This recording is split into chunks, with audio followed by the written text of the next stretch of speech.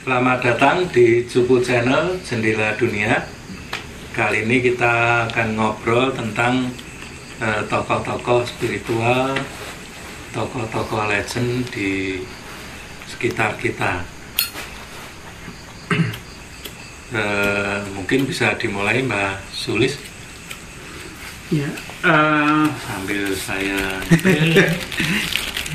jadi cerita-cerita zaman dahulu, simbah-simbah kita, kakek-kakek kita itu zaman dulu memang terkenal dengan, kalau sekarang disebut sakti atau memiliki karomah yang berlebih atau apapun itu yang bisa, kalau di kaum agamis itu bisa disebut mukjizat. Salah satu hanya kalau jawabannya kemampuan linwe. Salah satu tokoh yang saya ingat itu adalah Romo Heru Cokrosemono.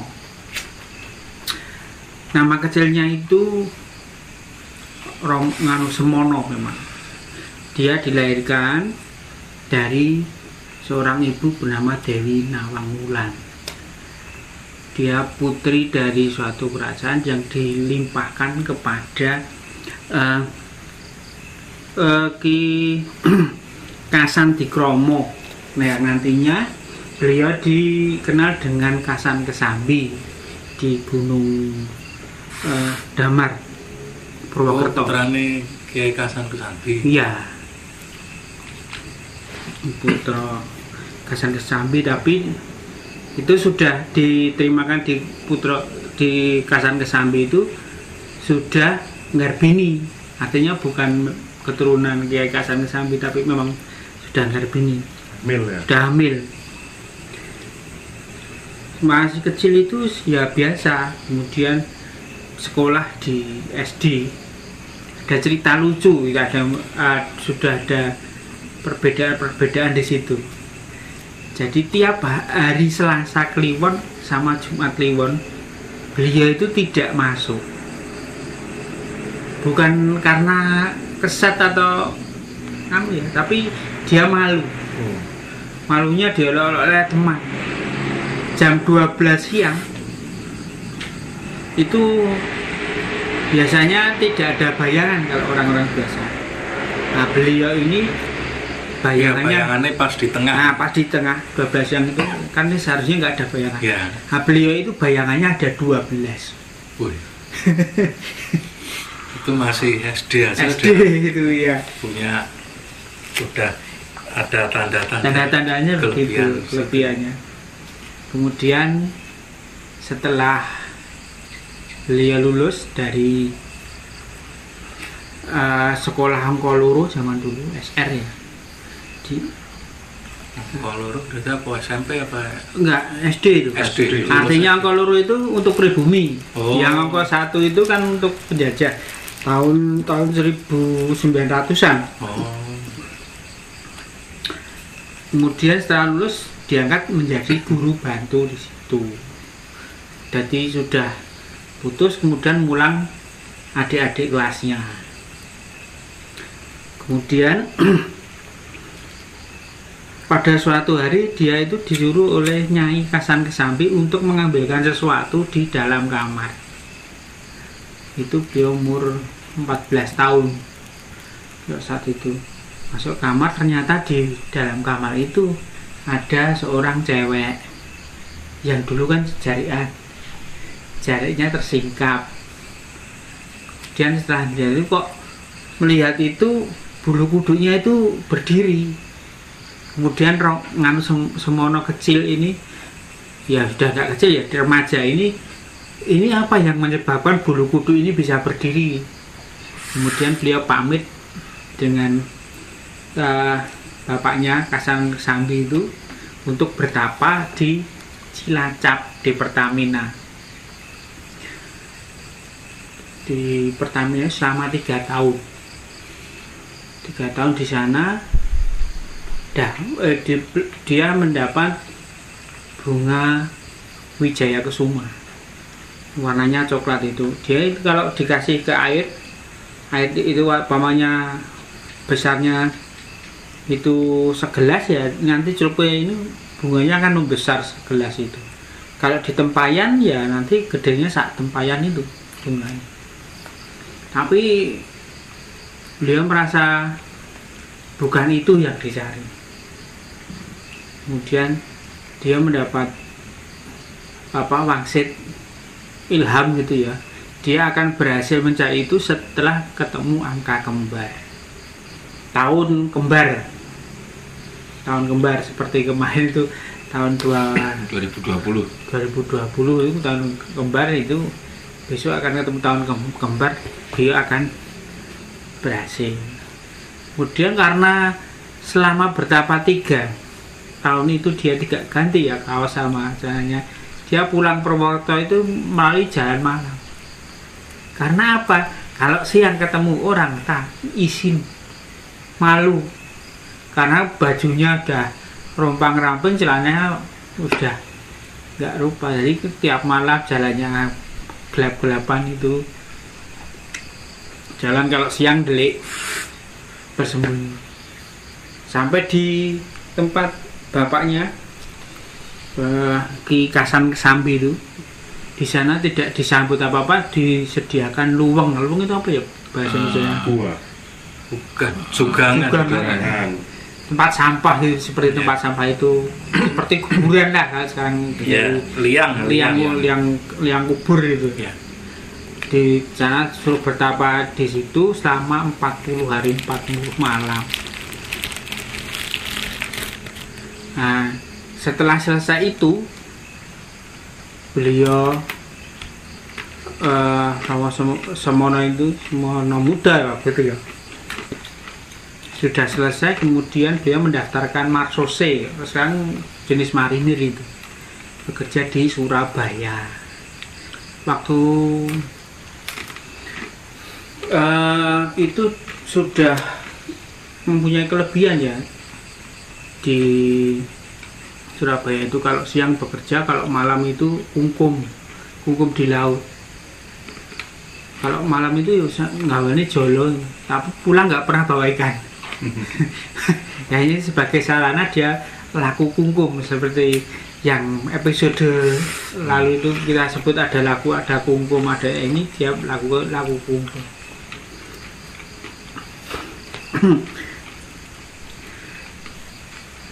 Terus pada tanggal 13 malam 14 November 1955 itu ya, itu malam Selasa Kliwon, itu rumahnya di sana di Surabaya itu, wah ada terang sekali, bukan karena kebakaran, tetapi ada identitas lain atau dari bangsa lain yang ke sana.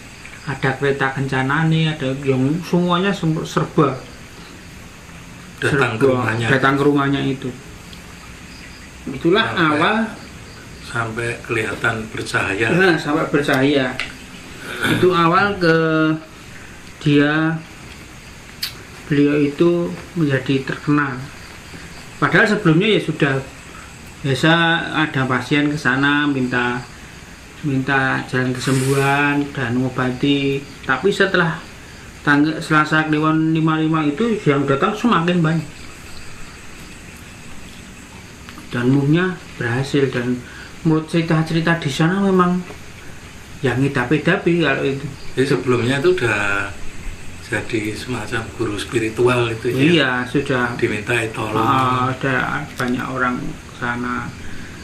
Ada yang setelah tanggal itu ada yang bilang Pak, karena marinir ya ada jeepnya itu sampai bisa apa ke laut mengendarai jeep itu, padahal zaman dulu amfibi jarang. Tuh. Lalu kemudian setelah tahun 1960 ya dia pensiun, kembali ke Purwokerto di Luwano. Purworejo kok Purwokerto. Purworejo, Luwano Purworejo. Di sana semakin terkenal beliaunya, ajaran-ajaran beliau tentang kehidupan, tentang kawruh-kawruh Jawa umpamanya. Banyak yang memberi kesaksian berobat yang ke dokter itu sudah dikatakan putus asa, nggak bisa ditangani, oleh beliau ditangani ya, sekali datang sembuh. Kemudian bahkan katanya juga menurut cerita ada orang yang meninggal belum waktunya bisa dihidupkan kembali. Kemudian kehebatan beliau yang sungguh mengherankan menurut saya itu, kalau ya seperti jeep itu kan di air, kemudian beliau itu berbicara. Pada saat di Purworejo itu kan muridnya banyak sekali, dari luar negeri, dari berbagai kalangan, dari berbagai suku. Beliau itu berbicara sekali, artinya dia khotbah atau bagaimana ya, itu yang perhatikan banyak sekali. Wejangan itu tentang kehidupan itu semuanya memahaminya, artinya mengerti dalam bahasanya sendiri-sendiri. Yang Jerman ya pakai bahasa Jerman, yang Belanda ya mendengarkan dengan bahasa Belanda, Jawa ya Jawa, Bugis ya Bugis gitu.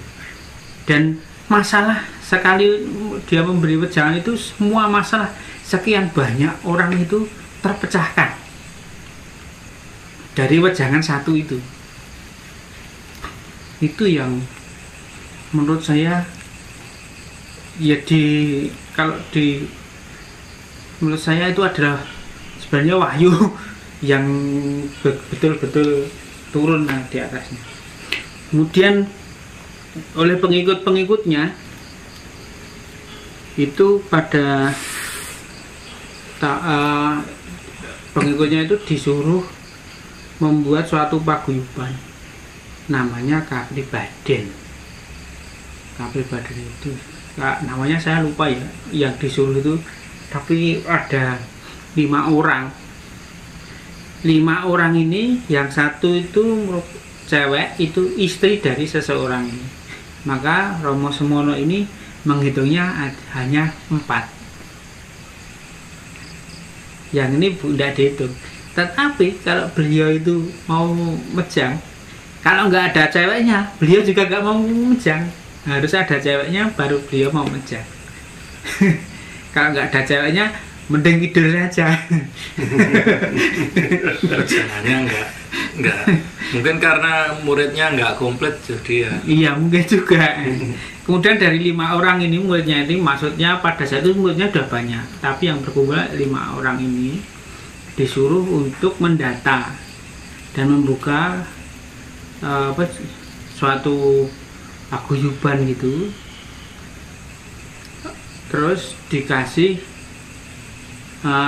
yang disuruh itu, yang dipasang itu dikasih tongkat wasiat nih, itu coklat itu, entah apa ya. 5 orang itu atau? Iya pas 5, kan Romo Semono ngitungnya cuma 4. Ya. Yang dikasih salah satu dikasih salah satu di seseorang. Nah yang di belakang itu kan ada teman-temannya. Pas dikasih itu, jangan takut, ini kersane sing nguwasa. Siapapun yang menolaknya akan lebur tanpa dadi. Itu ternyata oh ya, itu kali kelor yang diberikan. Didudul pakai itu akan hancur. Begitu dikisihkan itu, yang 4 orang itu, yang di belakangnya itu, 2-nya langsung tersungkur. Pas memberikan itu, pas pamitan itu, kan dikasih sebelum pamitan, dipamit itu ke kamar beliau, kemudian dikasih itu, tapi yang belakangnya itu dua jatuh tersungkur. Dan Kabupaten itu berhasil diresmikan tahun 1978. Kalau di catatan yang saya baca itu di TMII Anjungan Mataram tahun 1978.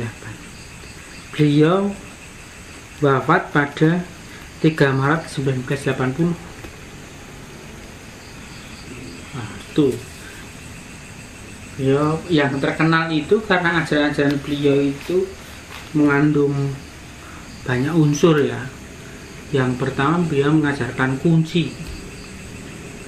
Kemudian setelah mendapat kunci akan diparingi asmo. Asmo itu nama yang kalau bahasanya apa ya, nama baptis apa kalau kita menyebutnya yang di awam gitu loh maksud saya.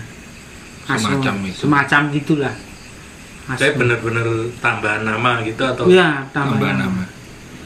Kalau zaman beliau langsung per orang itu akan ada nama sendiri yang diperoleh secara langsung.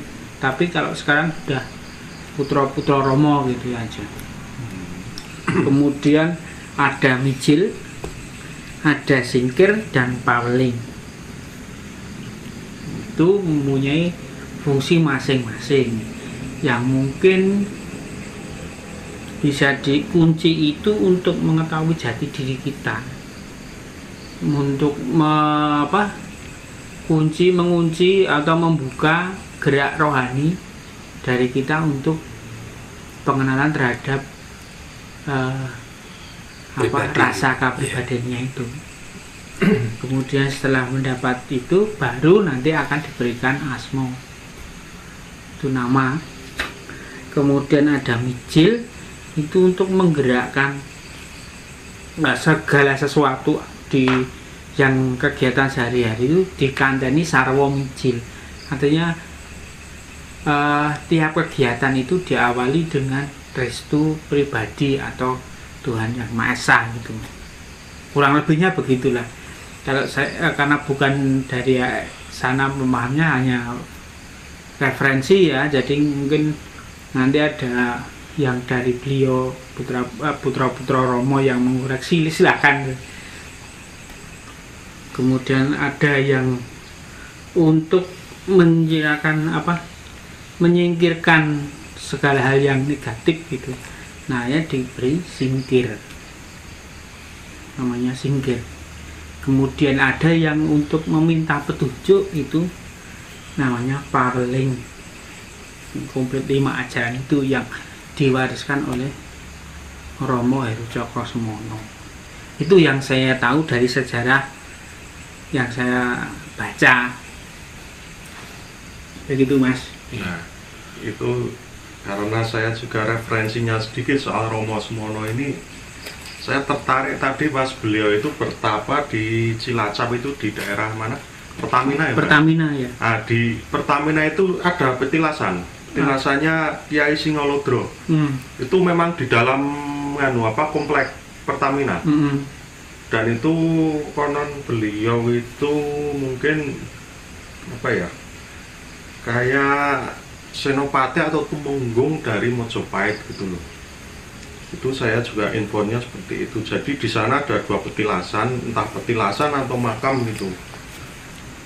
Singolodro, terus satunya siapa ya? Wijaya Kusuma, bukan, ada 2 itu. Nah, kalau ceritanya dari orang sana itu petilasannya itu beberapa kali mau digusur, tapi gagal terus. Bahkan ada yang itu buldosernya terbalik lah, atau yang sopirnya itu muntah darah lah, semacam-macam ya. Sampai sekarang itu setahu saya itu masih jadi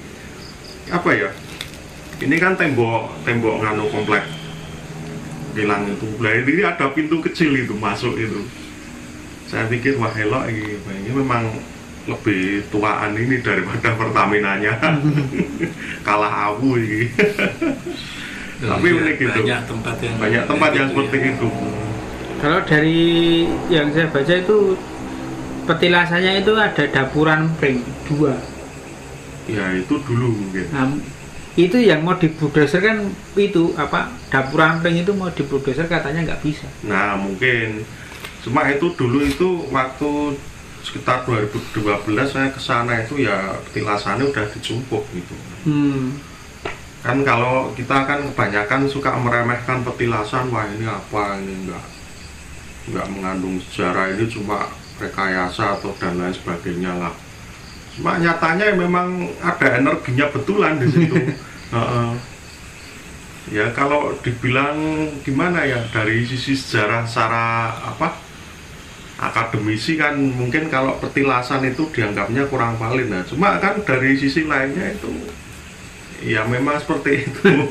Sampai nganu aja kalah itu. Jelas buat tokoh ya energinya gede. Tapi memang kan salah satu tokoh fenomenal Romo Herusumono itu memang istilahnya kalau karena saya besarnya di Surabaya ya, jadi saya pernah menemui beberapa tokoh Putra Romo yang sepuh, yang artinya ketika zaman beliau hidup itu menyaksikan sendiri itu ya memang cerita-cerita legendanya ya memang benar seperti itu gitu. Jadi kan salah satu hal yang unik ini kan ini sebenarnya kalau kita ngomong kekinian tokoh Romo Cokro Herusumono ini kan eranya era baru istilahnya. Beliau pun meninggalnya sekitar tahun 80-an. Jadi ya istilahnya sudah ada alat rekam, sudah ada koran, media massa dan segala macamnya itu yang sebenarnya kalau kita lihat secara demografinya di Indonesia khususnya di Jawa itu memang hal-hal seperti itu memang ada, bukan cuma cerita mitos atau legenda, toh nyatanya muncul orang-orang seperti beliau. Dan di daerah lain juga ada sih sebenarnya, cuman saat ini kita kan lagi membahas beliau. Jadi ya memang ya mau gimana, memang legendanya kayak gitu. Saya ketemu wawancara dengan beberapa tokoh-tokoh Putra Romo juga yang beliau menyaksikan sendiri kemampuannya itu ya gitu. Kadang itu ya nek ngobati ya cuman diajak ngobrol gitu keluar sembuh gitu. Maksudnya kadang-kadang nggak perlu yang gimana gitu. Makanya biasanya kalau kita bilang militan, pengikutnya beliau militan banget, apalagi yang sepuh-sepuh yang menyaksikan sendiri dengan mata kepalanya sendiri itu ya orangnya militan benar gitu. Ya kalau saya sih awam ya, cuman dulu pernah sih sama tetangga yang udah sepuh itu ya, dia bilang itu Kawruh Jawa itu ya itu Kawruh Kapribaden itu, kata beliau begitu. Cuman saya nggak tahu apakah beliaunya ini termasuk Putra Romo atau bukan, tapi intinya bahwa Kapribaden itu sudah dikenal dan ya sudah banyak penganutnya atau pelaku dari ajaran Romo Sumono ini. Kalau dulu itu rata-rata para pengikutnya yang disebut Putra Romo ya, Putra Romo itu rata-rata memajang foto beliau di rumahnya. Jadi yang saya tahu sih ada yang berwarna, ada yang lukisan, ada yang hitam putih. Cuman biasanya cara duduknya ya seperti itu. Maksudnya umumnya cara duduknya seperti itu gitu.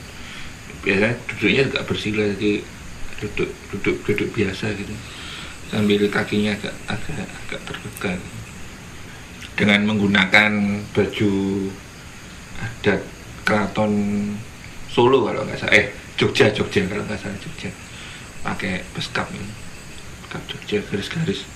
Umumnya sih seperti itu umumnya. Maksudnya dulu ketika saya sering ketemu sama orang-orang sepuh dulu yang ya beberapa di antara mereka adalah pengikut Putra Romo, rata-rata di rumah mereka memasang gambar itu.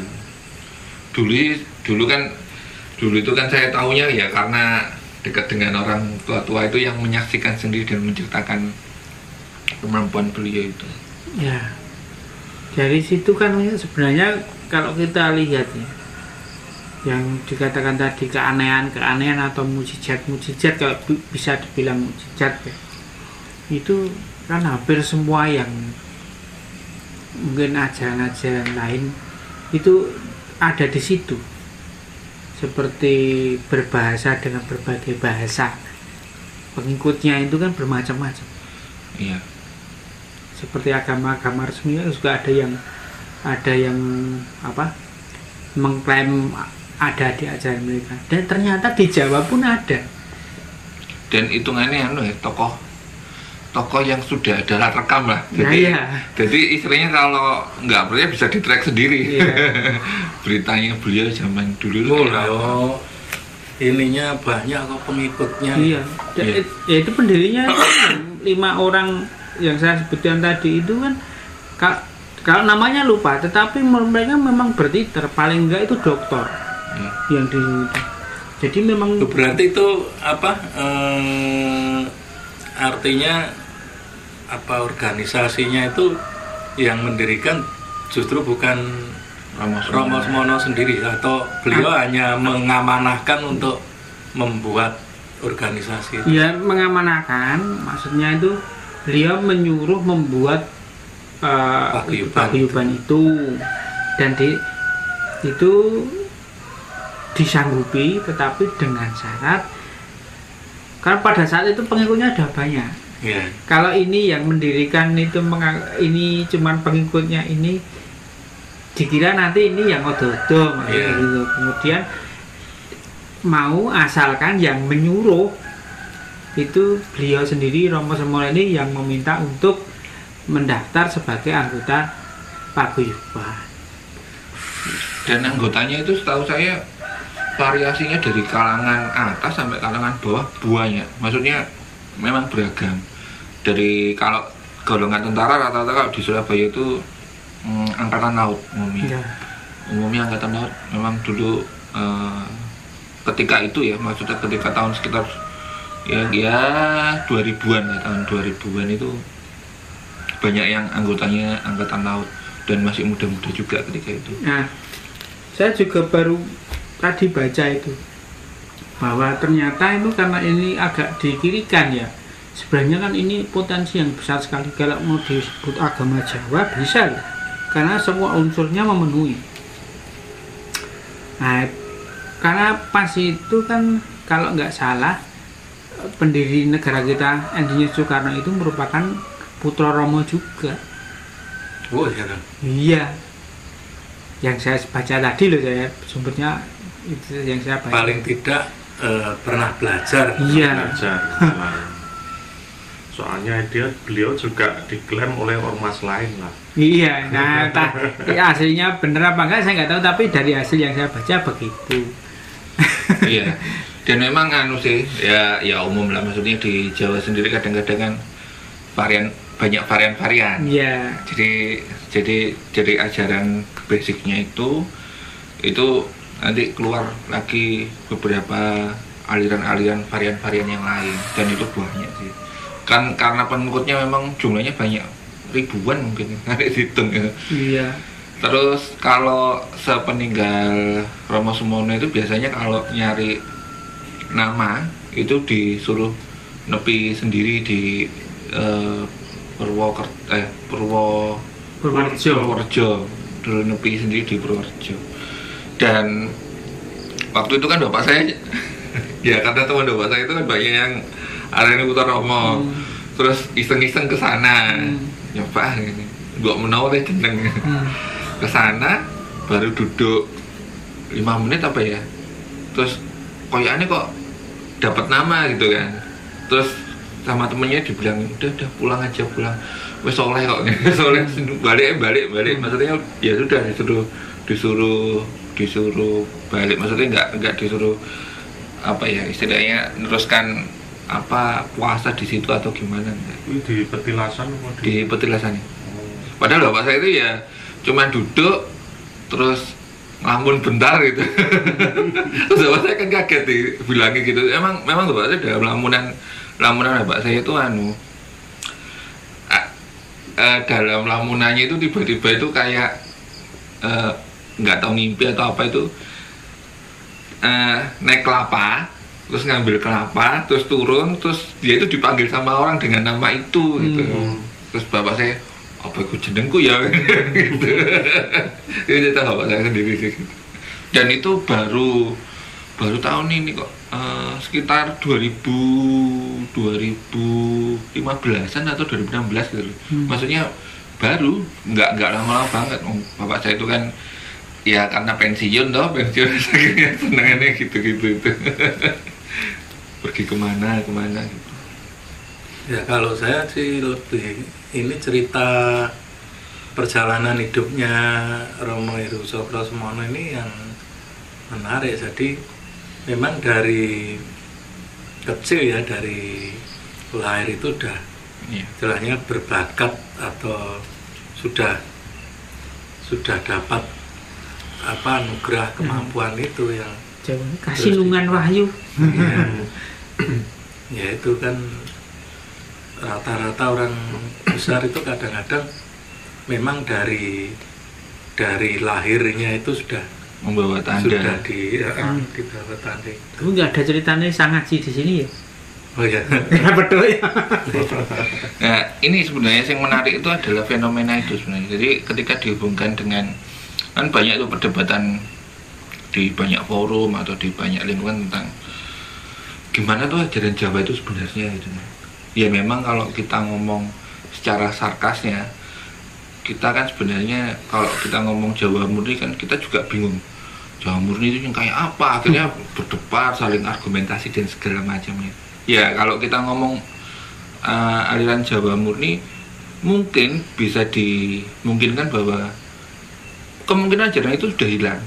Tapi yang jadi fenomena anomalinya yang unik itu adalah pada zaman-zaman tertentu itu selalu lahir dan keluar orang-orang seperti itu di tanah Jawa ini. Makanya kan istilah kalau kita bilang lokal heroes itu kan banyak banget. Dan itu rata-rata memang istilahnya apa ya? Kembali mengajarkan ajaran-ajaran lama itu. Walaupun dengan bahasa yang berbeda ya, maksudnya enggak dengan bahasa Palawa atau dengan bahasa Sanskerta, ayo radong liane. Gitu. Nah, itu yang sebenarnya ya fenomena anomali yang unik sebenarnya. Ya memang sih unik kan. Cuma yang perlu dianu adalah istilahnya orang-orang ajaib ini juga ada di banyak belahan dunia gitu kan. Tidak cuma di Jawa gitu, di Lalah memang itu yang kita bicarakan yang Romo Semono ini. Sebenarnya yang hampir satu masa dengan beliau ini kan ada siapa itu yang kakaknya Kartini itu, Sosro Kartono ini. Oh itu lebih tua lagi deh. Lebih tua lagi, cuma kan masih rodok tipis lah. Terus ada yang lebih tua lagi, terus ada yang Doro Purbo gitu juga. Beliau juga ada, terus ada yang nggak terkenal seperti Mbah Ahmad Ngopak itu. Itu juga ada. Jadi memang fenomena-fenomena seperti itu ya memang apa ya, manusia-manusia ajaib itu memang ada gitu. Kan kalau kita mau membahasnya dari sisi apa ya, sisi dunia lain lah, katakanlah seperti itu ya, memang beliau ini ya istilahnya kayak dijangkungi sebuah energi atau mungkin juga entitas tertentu yang istilahnya apa ya, ya jangan dibayangkan kayak demit-demit yang ngetren sekarang didampingi Gudruwo atau bukan. Bahkan ini yang istilahnya entitas yang lebih tinggi lagi. Ya intinya apa ya anugerah dari Tuhan. Anugerah lah gitu. Dan itu juga mungkin itu sampai sekarang masih ada. Cuma kan kalau sekarang misalnya ada yang pamer kesaktian di TikTok itu kan ya itu dianggapnya ya trik lah. Iya memang kadang kan sih. Memang kadang ketika kita Jadi gini, ketika persamaannya itu dengan masak sih. Kalau kita nggak bisa masak, maka kita nggak ngerti tuh ini masakan original atau itu beli bumbu jadi dijual, kan kita nggak ngerti. Tapi kalau kita memang menekuni masak atau kita bisa masak, kita bisa membedakan.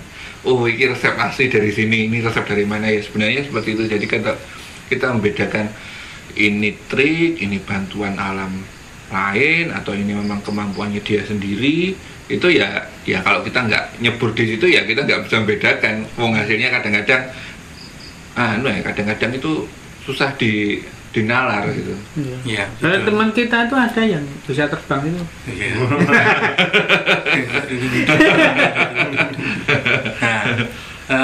Jadi ya memang saya setuju sih kejawen itu ya seperti itu. Jadi banyak tokoh yang membawa kearifan lokal dan mengajarkan. Ya mungkin tokohnya berbeda, ajarannya berbeda, tapi nuansa dan nafasnya itu sama tentang kearifan Jawa. Nah, untuk episode Romo Semono kita akhiri sampai di sini. Kita akan bahas tokoh-tokoh yang lain yang mungkin punya daya tarik dan keunikan masing-masing tentang tokoh-tokoh spiritual Tanah Jawa. Sampai berjumpa di episode berikutnya. Salam.